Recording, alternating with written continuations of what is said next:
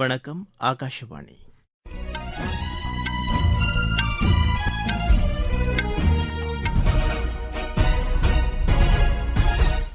செய்திகள் வாசிப்பவர் முகமது. தலைப்புச் செய்திகள்: பிரதமர் திரு நரேந்திர மோடி மக்களிடையே மனம் திறந்து பேசும் மன் கி பாத் நிகழ்ச்சி அகில இந்திய வானொலியில் இன்று காலை 11 மணிக்கு ஒலிபரப்பாகிறது.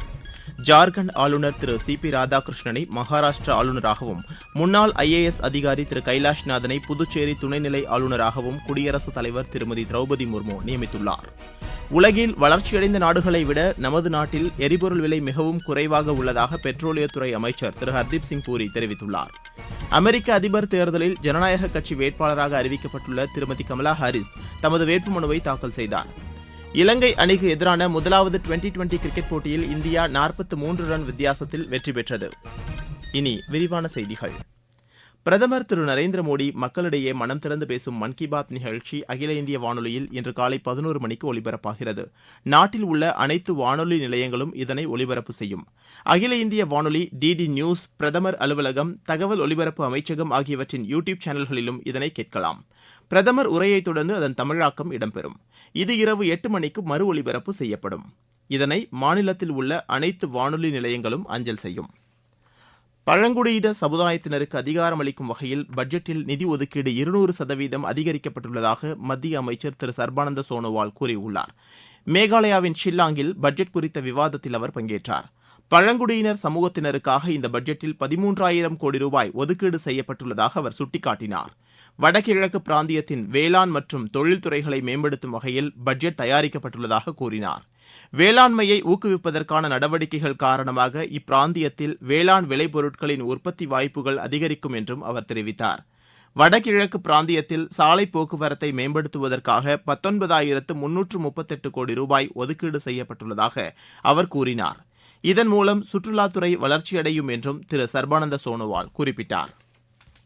வளர்ச்சியடைந்த மற்றும் அண்டை நாடுகளை ஒப்பிடும்போது நமது நாட்டில் எரிபொருள் விலை மிகவும் குறைவாக உள்ளதாக பெட்ரோலியத்துறை அமைச்சர் திரு ஹர்தீப் சிங் பூரி தெரிவித்துள்ளார்.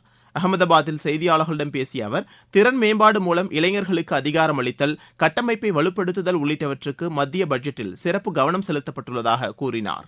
2047ஆம் ஆண்டுக்குள் உலகின் முதன்மையான 3 பொருளாதார நாடுகளில் ஒன்றாக இந்தியாவை திகழச் செய்வதற்கு இந்த பட்ஜெட் முக்கியமான அம்சமாக உள்ளது என்று குறிப்பிட்டார். ஆந்திர பிரதேசம், பீகார் மாநிலங்களுக்கு மட்டும் இந்த பட்ஜெட்டில் சிறப்பு கவனம் செலுத்தப்பட்டுள்ளதாக கூறப்படும் எதிர்க்கட்சிகளின் குற்றச்சாட்டை திரு ஹர்தீப் சிங் பூரி மறுத்தார். தமிழக மக்களின் வளர்ச்சியில் மாநில அரசு அக்கறை செலுத்தவில்லை என்று தகவல் ஒலிபரப்புத்துறை இணையமைச்சர் திரு எல் முருகன் குற்றம் சாட்டியுள்ளார். சென்னை விமான நிலையத்தில் செய்தியாளர்களிடம் பேசிய அவர், நிதி ஆயோக் கூட்டத்தில் தமிழக முதலமைச்சர் திரு மு க ஸ்டாலின் பங்கேற்காமல் புறக்கணித்தது தவறானது என்று கூறினார். மத்திய அரசின் சார்பில் தமிழகத்தில் செயல்படுத்தப்படும் திட்டங்கள் குறித்து அவர் பட்டியலிட்டார். நீங்கள் கேட்டுக்கொண்டிருப்பது ஆகாஷவாணியின் செய்தி அறிக்கை.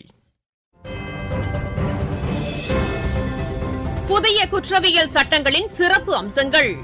ஒரு குற்ற வழக்கின் விசாரணை முடிவடைந்த 45 நாட்களுக்குள் தீர்ப்பு வழங்கப்பட வேண்டும்.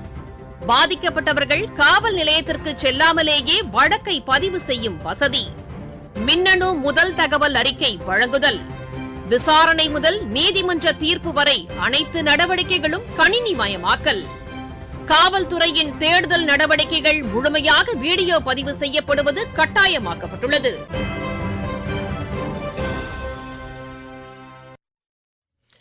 நாட்டின் பல்வேறு மாநிலங்களுக்கு புதிய ஆளுநர்களை குடியரசுத் தலைவர் திருமதி திரௌபதி முர்மு நியமித்துள்ளார். அதன்படி ஜார்க்கண்ட் ஆளுநர் திரு சி பி ராதாகிருஷ்ணன் மகாராஷ்டிரா ஆளுநராகவும், முன்னாள் ஐஏஎஸ் அதிகாரி திரு கைலாஷ்நாதன் புதுச்சேரி துணைநிலை ஆளுநராகவும் நியமிக்கப்பட்டுள்ளனர். தெலங்கானா ஆளுநராக திரு ஜிஷ்ணுதேவ் வர்மாவும், ராஜஸ்தான் ஆளுநராக திரு ஹரிபாவ் கிஷன்ராவ் பாக்டேவும், சிக்கிம் ஆளுநராக திரு ஓம் பிரகாஷ் மாத்தூரும் நியமிக்கப்பட்டுள்ளனர். ஜார்க்கண்ட் ஆளுநராக திரு சந்தோஷ்குமார் கங்குவாரும், சத்தீஸ்கர் ஆளுநராக திரு ராமன் தேக்காவும், மேகாலயா ஆளுநராக திரு விஜய் சங்கரும், பஞ்சாப் ஆளுநராக திரு குலாப்சந்த் கட்டாரியாவும் நியமிக்கப்பட்டுள்ளனர். அசாம் மற்றும் மணிப்பூர் ஆளுநராக திரு லக்ஷ்மண் பிரசாத் ஆச்சாரியா நியமிக்கப்பட்டுள்ளார். பிஜேபி ஆளும் மாநில முதலமைச்சர்கள் மற்றும் துணை முதலமைச்சர்களின் கூட்டம் நேற்று நடைபெற்றது. புதுதில்லியில் உள்ள அக்கட்சியின் தலைமையகத்தில் நடைபெற்ற இக்கூட்டத்தில் பிரதமர் திரு நரேந்திர மோடி, கட்சியின் தலைவர் திரு ஜே பி நட்டா, உள்துறை அமைச்சர் திரு அமித் ஷா உள்ளிட்ட மூத்த தலைவர்கள் கலந்து கொண்டனர். பல்வேறு விவகாரங்கள் குறித்து இக்கூட்டத்தில் திரு நரேந்திர மோடி தமது கருத்துக்களை எடுத்துரைத்ததாக எமது செய்தியாளர் தெரிவிக்கிறார். மத்திய அரசின் கட்டமைப்பு திட்டங்களுக்கான தேவையால் நாட்டின் எஃகு உற்பத்தி 2030ஆம் ஆண்டுக்குள் 300 மில்லியன் டன்னை கடந்துவிடும் என்று எஃகுத்துறை செயலாளர் திரு நாகேந்திரநாத் சின்ஹா தெரிவித்துள்ளார். புதுதில்லியில் நடைபெற்ற நிகழ்ச்சி ஒன்றில் பேசிய அவர் எஃகின் தேவை 10% அதிகரிக்கும் என்று கூறினார். அரசு மற்றும் தனியார் துறைகளில் கட்டமைப்புக்கு முக்கியத்துவம் அளிக்கப்படுவதால் எஃகின் தேவை தொடர்ந்து அதிகரிக்கும் என்றும் திரு நாகேந்திரநாத் சின்ஹா கூறினார். தெலங்கானாவில் பெய்து வரும் கனமழையால் கோதாவரி ஆற்றின் நீர்மட்டம் 53 அடிக்கும் மேல் உயர்ந்துள்ளது. இதையடுத்து பத்ராச்சலத்தில் வருவாய்த்துறையினர் 3வது அபாய எச்சரிக்கையை விடுத்துள்ளனர்.